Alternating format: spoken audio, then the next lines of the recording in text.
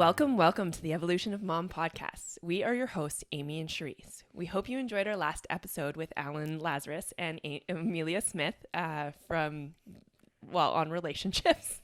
Today's episode, we're going to kind of dive a little bit more into that relationship space and how it's important to kind of continue in lonely land, even when it's a struggle, to continue moving forward, because sometimes that lonely land is what causes that ripple effect in the relationships that's all around us. Yeah, that episode was beautiful on diving into so many aspects of that lonely land. And I think today we really want to bring it from the perspective of a mom, of a woman, of, women in these different stages in their life, and how it's all okay. It's all okay to go into that space of lonely land with the intention of growth, with the intention of this might be uncomfortable, but with the mindset and the direction of, but this is where I want to go. This is what's going to get me to that space of growth, of my values, of my boundaries. It has to happen sometimes. And it's okay if it's uncomfortable and painful, but it's important. It is important because, whatever direction we want to go, and I think this is important because Emilia had touched on this, is who do you aspire to be? What woman do you want to become, or do you see yourself as? Because if you vision that woman, then you have to consider the adversity that it's taken, the stuff that you've gone through, those sucky part of lonely land as part of your qualifications to become that person. And so that is the muck and the mud and all the crap that you have to work through in order to become that person. We don't just get to, wake up one day and be like, I'm that person. We have to wade through all the bullshit in order to become the person. Mm-hmm. And the muck and the mud and the bullshit, if you have the mindset behind it, it's going to be okay. It's going to be okay. Yes, it's going to be challenging. And yes, that doesn't sound maybe like it's a lot of fun, and sometimes it's not. But as long as you know the direction you're heading and you know that you're doing this to become the best version of yourself, to become a better mom, a better spouse, a better future partner, which I think is a hard thing for people and women, especially who are such servants, to wrap their head around. To wrap their head around the fact that this is going to actually help me by taking this quote unquote selfish time, help me be better in those serving roles, helping me to enjoy those serving roles more. And it just comes back to that ripple effect. It does. This is a huge ripple effect out into your life. I think this also comes back to our mindset around it, like you said, right? What intention do you have going into that with that lonely land? I like to always remind myself that I'm exactly where I'm meant to be. Mm-hmm. What I'm going through, everything that is happening right now is happening for me. It's helping qualify me to become that person that I aspire to be. So I have complete and full trust in the universe that what their universe, God, whatever you want to say, is bringing me what I need to develop me into that person that I want to become. Mm-hmm. And those challenges that come up for you are things that are going to help you in the future. Those challenges are going to help you either help others, they're going to help you have gratitude, they're going to help you have perspective. And yeah, that mindset is everything. When we have talked about living in this land of loneliness, let's say, or living in this land of self-growth, maybe when you're ahead of the people around you and the relationships around you, we touched on this in the episode with Alan and Emilia, is there's only two places in lonely land that you can go. You live there for a little bit, you do your thing, but you can either go forward or you can go back to where it's, and again, I'm using those air quotes, comfortable, to where you have, friends and love. And even though that love may be conditional because they see you in this space, your old self, you want to go back because that's what you know. But that is not serving you. When we're in lonely land and we're in this transition space of where we were to where we're going, it can be very easy to reach out for superficial needs, superficial pleasure, superficial gratification, but that takes us away and takes us back. And being in a marriage and a relationship and going through lonely land during periods of, one of us growing more than the other, it can be a weird space to go back into your comfort zone with your partner And that's a choice that you are making that you have to realize when you're going back into that space. Because when you go back after little moments of growth and then back, and which is okay, it's normal to yo-yo as long as your trajectory is going forward. We've talked about that before. You can hold resentment. Yeah. Right? When we've talked about in the episode of looking at, your trash on your side of the street versus their trash, you really start to focus on someone else's trash across the street when you have come back into your own. Yeah. Well, you get in that space of resentment because you can sit there and say, you step back into those old shoes and then you cast the blame and you say the only reason why I'm not growing is because that person's not growing. And so then that's how you create that resentment, because you want so badly for that new world. You want so badly to become that woman that you aspire to be, but yet you sit there and use that as an excuse to stay in your comfort zone. And like Alan said, you always have choices. The outcome of your life depends on the choices that you make right now and who you aspire to be. So make those choices that are aligned. And sometimes what usually happens is we wait for another partner or whatever to grow, and we don't step into that space and we stay there. But you might be the catalyst that allows your partner space, right? Because the gap has to be filled. And so yeah, you can step into that space and become, and as you become, that causes your partner to elevate as well. Yeah, it gives them that space. Like you said, it gives them that room to grow without you trying to pull them. They feel that pull. They do. When you're trying to push someone up a mountain with you, it's not the same. Even whether you're doing it outwardly or just energetically, they can feel that pull. And what they're going to do is actually retract. It's going to make them feel uncomfortable and stifled in maybe the wrong ways. Whereas when you're growing, it can bring up uncomfortable feelings for the people around you. But a lot of the time it gives them that uncomfortable feeling of, well, this is something that I want for my life too. And maybe it's time for me to grow as well. And instead of having to push them or pull them up this mountain of growth with you, you'll find that if you check over your shoulder, they're right there. And there's sometimes a big gap in between before they kind of come up. And again, that's their lonely zone.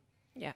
But it's our responsibility not to come down. Back down. Right? It's our responsibility to stay where we're at, suffer that muck and the mire and the mud and all the grind in that area, and not come back down so that they can rise as well. And that is the ripples, like we talk about, the ripples that are all around us in our relationships all depend on us showing up as who we aspire to be and aligning with that, staying in alignment. For you going through your lonely zone and, all of the temptation there is to maybe step back into an old place to, get rid of that space of loneliness. Have you seen the opportunities to, step back versus, and how have you not taken that opportunity because you're so strong in knowing where you're going? Yeah, my single journey has kind of been like that, right? Because it's very easy when you're in lonely land and it's struggling and it feels hard and you don't really know who you are and you don't really fit where you used to go, to kind of go back and to settle per se. You see a lot of people who settle just for the sake of not being lonely. And I think, one of the big ones was having that list of what my standards were and my non-negotiables. That was big because every time I wanted to step back into maybe settling to not feel so lonely anymore, or maybe to get comfort to not feel so lonely, I'd check my list and be like, wait. This is not on my list. Who's driving this bus right now? Right? And so that pull to who I aspire to be and who I want to become was way more significant than that want to step back. So I chose to stay in the loneliness rather than step back into who I didn't want to be, because that got me further away from the woman I aspired to be. And so I think getting really, really clear, like Emilia said, on who you aspire to be and making sure you're taking an aligned action with that keeps you moving in the right direction. And it's not easy. There were days that sucked badly and days that I still maybe made a choice to go hang out with a friend group that doesn't serve my best interest, or slink back into like some habits that aren't who I aspire to be. But I recognized it and was able to pull myself out, right. And so I think it was just holding on to that belief that I can be that person that kind of kept driving the bus forward. And just attest to how much you've grown into that confident me before a we. That is, I mean, that's just, you're amazing, by the way. Love you. You're amazing. It shows so much that having that plan, having that time of self-reflection, of self-growth, of self-worth, of self-love, to have that list and to know and have that vision of your highest self for where you're going and what your goals are, that's where you're going to want to stay in the muck versus going back. That's how strong that work is. I think I had to keep reminding myself too that this is exactly what needs to happen so that I can become the woman that I aspire to be. And I constantly, and I still do, remind myself I'm exactly where I need to be, and everything that's happening is is happening for me, not to me. And the more that I hold on to that, the more that I know that this is exactly where I'm meant to be, exactly what's happening. It's like, these are the growth, this is the lessons, everything that I need is right here. So, and I'm, even for you too, right? Like, I know that we've had discussions and stuff, but like that whole point of, if I grow too much, what happens, right? Because that can be scary too. And so commending you for the ability to grow anyways and trust that you are exactly where you need to be. And yeah, that's a hard space to be in.